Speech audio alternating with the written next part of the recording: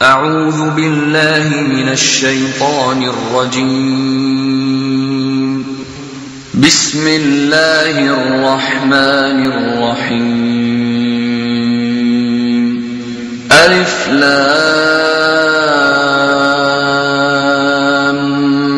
میم را تلک آیات الكتاب والذی انزل الیک من ربک الحق ولکن اکثر الناس لا یؤمنون۔ السلام علیکم ورحمۃ اللہ وبرکاتہ۔ ان الحمد للہ نحمده ونستعینه ونستغفره ونؤمن به ونتوکل علیہ ونعوذ باللہ من شرور انفسنا وسیئات اعمالنا من يهده الله فلا مضل له ومن يضلل فلا هادي له واشهد ان لا اله الا الله وحده لا شريك له واشهد ان محمدا عبده ورسوله اما بعد فان خير الحديث كتاب الله وخير الهدي هدي محمد صلى الله عليه وسلم وشر الامور محدثاتها وكل محدثة بدعة وكل بدعة ضلالة وكل ضلالة في النار۔ اعوذ باللہ من الشیطان الرجیم بسم اللہ الرحمن الرحیم فعلیہ توکلوا ان کنتم مؤمنین وقال عز من قائل وعلى الله فليتوکل المتوکلون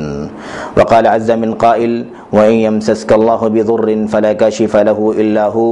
وإن يمسسك بخير فهو على كل شيء قدير وقال عز من قائل وإن يمسسك الله بضر فلا كاشف له إلا هو وإن يردك بخير فلا راد لفضله يصيب به من يشاء من عباده وهو الغفور الرحيم۔ برادران اسلام، دینی اور ملی بھائیوں، نوجوان دوستوں، احباب اور بزرگوں، قابل احترام ماؤں اور بہنوں، آج کے اس اجتماع میں جس عنوان پر مجھے چند باتیں آپ سے عرض کرنی ہیں وہ ہے جنتر منتر، جسے ہم اپنی زبان میں عام گفتگو میں تعویذ، گنڈا، چھلا، کڑا، جھاڑ پھونک کا نام دیتے ہیں۔ انشاءاللہ تبارک و تعالی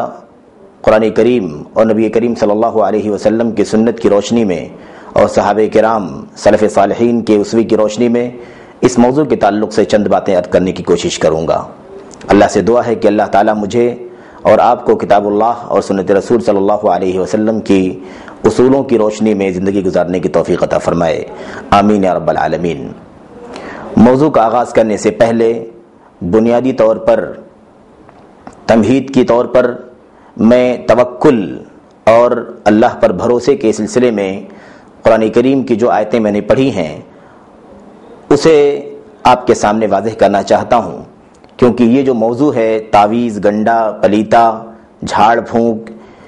یہ ساری چیزیں وہم پرستی کی ہیں جو اگر اچھی طرح سے غور کیا جائے، سوچا جائے تو یقیناً یہ ساری چیزیں توکل علی اللہ کے مخالف ہیں، توکل کے خلاف ہیں۔ اللہ رب العالمین نے قرآن کریم کی آیات میں بھی اور نبی کریم صلی اللہ علیہ وسلم نے اپنی احادیث میں اہل ایمان کو، مسلمانوں کو توکل کرنے کا حکم دیا ہے، اللہ پر نرا اعتماد، مکمل بھروسہ اور توکل کرنے کی تلقین فرمائی ہے۔ قرآن کریم کی میں نے دو آیتیں آپ کے سامنے پڑھی ہیں۔ اللہ تعالیٰ فرماتا ہے فَعَلَيْهِ تَوَكَّلُوا إِن كُنتُم مُؤْمِنِينَ، اے لوگو اللہ تعالیٰ ہی پر توکل کرو، بھروسہ کرو اگر تم واقعی ایمان والے ہو۔ دوسری آیت میں اللہ تعالیٰ فرماتا ہے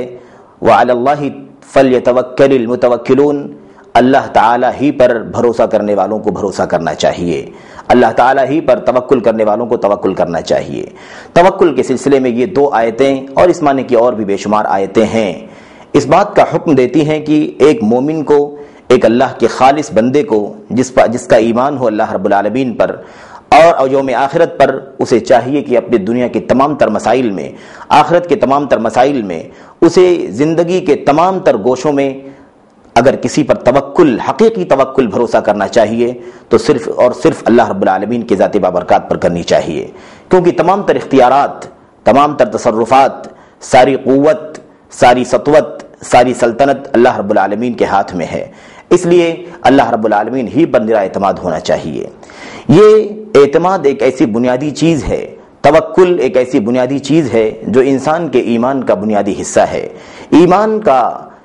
اتمام، ایمان کی تکمیل اس وقت تک نہیں ہو سکتی جب تک ایک بندے مومن اللہ رب العالمین پر خالص توکل نہ کرے، مکمل اعتماد نہ کرے، مکمل بھروسہ نہ کرے۔ اس لیے ہمیں چاہیے کہ ہم اللہ کے حکم کے مطابق اللہ رب العالمین پر توکل کریں، بھروسہ کریں۔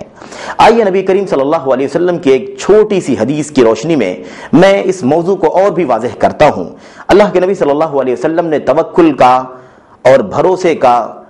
مطلب اور مفہوم اتنی وضاحت سے سمجھایا ہے، ایک چھوٹی سی مثال دے کر کے، پرندوں کی مثال دے کر کے، جو اللہ رب العالمین کی ایک مخلوق ہے، اللہ رب العالمین کی مخلوقات کا ایک حصہ ہے۔ اللہ رب العالمین نے اس کی مثال دے کر کے توکل کو بہت ہی واضح انداز میں سمجھایا ہے۔ اللہ کے نبی صلی اللہ علیہ وسلم نے ارشاد فرمایا، لو توکلتم علی اللہ حق توکلہ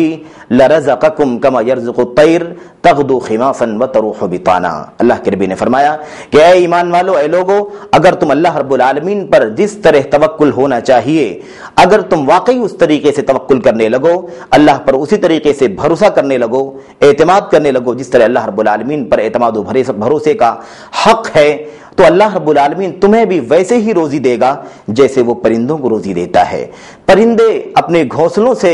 آسمان کی طرف اڑ جاتے ہیں، صبح سویرے نکل جاتے ہیں، اور یہ پرندے جب اللہ رب العالمین پر اعتماد کر کے اپنے گھونسلے سے باہر چلے جاتے ہیں تو انہیں کسی غیر اللہ کا سہارا نہیں ہوتا، انہیں صرف اور صرف اگر اعتماد ہوتا ہے تو اللہ رب العالمین پر ہوتا ہے۔ وہ گھر سے خالی پیٹ نکلتے ہیں، بھوکے پیاسے نکلتے ہیں، اور جب اللہ رب العالمین پر اعتماد کر کے نکل جاتے ہیں تو شام کو اللہ رب العالمین اعتماد کی بنیاد پر، توکل کی بنیاد پر، بھروسے کی بنیاد پر ان کے پیٹوں کو بھر کے واپس کرتا ہے۔ تغدو خماصا وتروح بطانا۔ اللہ اکبر۔ اللہ کے نبی نے فرمایا کہ وہ خالی پیٹ گھر سے باہر نکلتے ہیں اور گھونسلے سے باہر نکلتے ہیں، اور جب شام کو واپس آتے ہیں تو ان کا پیٹ بھرا ہوتا ہے، ان کا کوئی سہارا نہیں ہوتا، بے سہارا، بے مددگار وہ اپنے گھونسلے کو چھوڑ کر کے آسمان کی پہنائیوں میں گھومتے ہیں، سیر کرتے ہیں، چکر لگاتے ہیں۔ اللہ پر اعتماد کی بنیاد پر اللہ تعالیٰ ان کے پیٹ کو بھر دیتا ہے۔ ایسے ہی اگر ایمان والے، اللہ رب العالمین کا کلمہ پڑھنے والے، نبی کریم صلی اللہ علیہ وسلم کی نبوت کا اقرار کرنے والے ہم بندے بھی اگر واقعی خالص توکل اللہ رب العالمین پر کریں تو یقیناً اللہ رب العالمین بھی ہمیں بھی ویسے ہی روزی دے سکتا ہے۔ یقیناً ہمیں زندگی کے تمام تر وسائل اللہ رب العالمین ویسے ہی فراہم کر سکتا ہے جیسے پرندوں کے لیے فراہم کر دیتا ہے۔ یہ توکل ہے، یہ اعتماد ہے۔ اس توکل اور اعتماد کی بنیاد پر انسان اپنے تمام تر مسائل کو حل کر سکتا ہے، چاہے اس کی روزی کا مسئلہ ہو، اس کی شفا یابی کا مسئلہ ہو، اسے اولاد کی طلب کا مسئلہ ہو، اسے اپنی دنیا کے زندگی کے تمام تر مسائل بلا شبہ، بلا کسی شک شبہ کے انشاءاللہ تبارک و تعالی اعتماد اور توکل کی بنیادوں پر مکمل ہو سکتے ہیں اور انسان مکمل کر سکتا ہے۔ آئیے اس چھوٹی سی تمہید کے بعد میں اپنے موضوع میں داخل ہوتا ہوں اور اس بات کی وضاحت کرنا چاہتا ہوں کہ آج کا جو موضوع ہے جنتر منتر، اس کا کیا مفہوم ہے۔ یہ ہم نے عنوان جو جنتر منتر کا انتخاب کیا ہے، اس کے پیچھے ایک بہت ہی بنیادی مسئلہ کار فرما ہے۔ وہ یہ ہے کہ جس طریقے سے غیر مسلموں کے اندر، ہندوؤں کے یہاں، غیر مسلموں کے یہاں مختلف انداز میں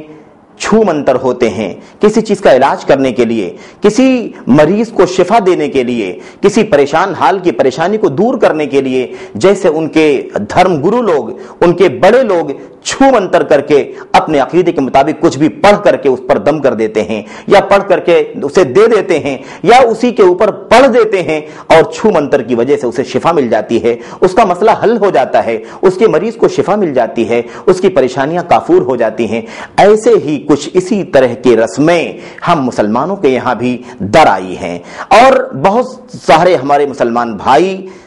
علم کی بنیاد پر یا لا علمی کی بنیاد پر، جانتے ہوئے یا نہ جانتے ہوئے، ایسی بہت ساری حرکتیں، ایسے بہت سارے کام کرتے ہیں جس کی بنیاد پر ان کے ایمان اور عقیدے کو ٹھیس پہنچتی ہے، ان کے توحید کے صاف شفاف محل پر قدغن لگتی ہے اور وہ متاثر ہوتا ہے۔ آئیے اس تعلق سے میں چند باتیں عرض کرنا چاہتا ہوں۔ سر دست جو آج کا موضوع ہے، جس کا نام ہم نے جنتر منتر تنتر رکھا ہے، اسے ہم اپنی زبان کے اندر تعویذ، گنڈا، پلیتا اور اس طریقے سے جھاڑ پھونک پھونک، دم، چھلا، دھاگا، اس طرح کا ہم نام دیتے ہیں. اور یہ چیز ہمارے سماج میں، ہماری سوسائٹی میں ایک ناسور کے طریقے سے پھیل چکی ہے. ایک بہت